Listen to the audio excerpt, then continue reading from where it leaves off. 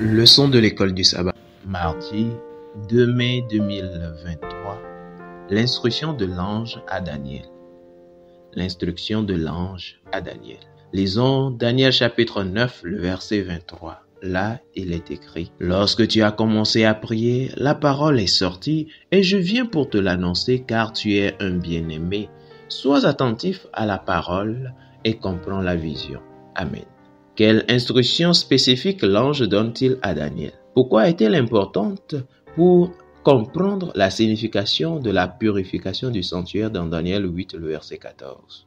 L'ange a clairement indiqué à Daniel qu'il devait être attentif à la parole et comprendre la vision. Daniel 9, le verset 23.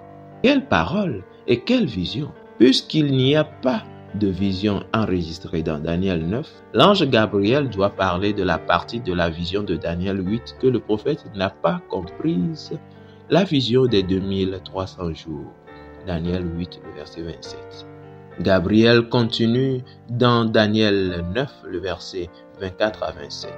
Je cite: 70 semaines ont été fixées sur ton peuple et sur ta ville sainte pour faire cesser les transgressions et mettre fin au péché, pour expier l'iniquité et amener la justice éternelle, pour sceller la vision et le prophète et pour oindre le Saint des Saints. Sache-le donc et comprends. Depuis le moment où la parole a annoncé que Jérusalem sera rebâtie jusqu'à loin, au conducteur, il y a 7 semaines et 62 semaines. Les places et les fossés seront rétablis, mais en des temps fâcheux. Après les 62 semaines, un nain sera retranché et il n'aura pas de successeur. Le peuple d'un chef qui viendra détruira la ville et le sanctuaire, et sa fin arrivera comme une inondation. Il est arrêté que les dévastations dureront jusqu'au terme de la guerre. Il fera une solide alliance avec plusieurs pour une semaine, et durant la moitié de la semaine, il fera cesser le sacrifice et l'offrande.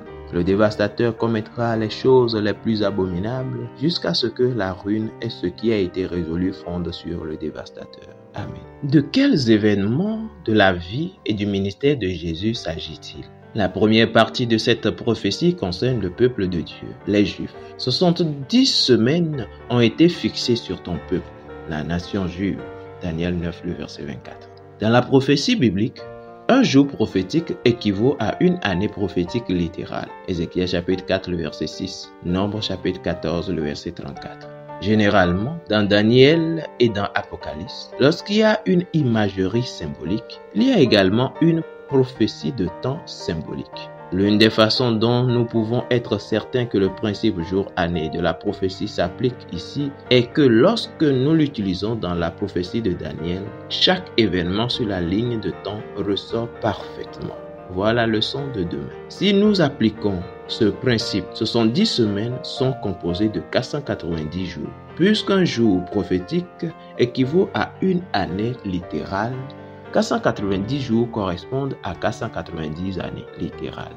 Gabriel dit à Daniel que 490 ans sont retranchés. Le sens littéral du mot hébreu shatak, parfois traduit par déterminé. Retranché de quoi? Il ne peut s'agir que de la seule autre prophétie temporelle à laquelle il est fait allusion ici, les 2300 jours de Daniel 8, le verset 14. Ces 490 ans, une prophétie temporelle, sont directement liés à la prophétie temporelle de Daniel 8, le verset 14, la seule partie de la vision laissée inexpliquée dans Daniel 8, et la seule prophétie temporelle dans Daniel 8 également.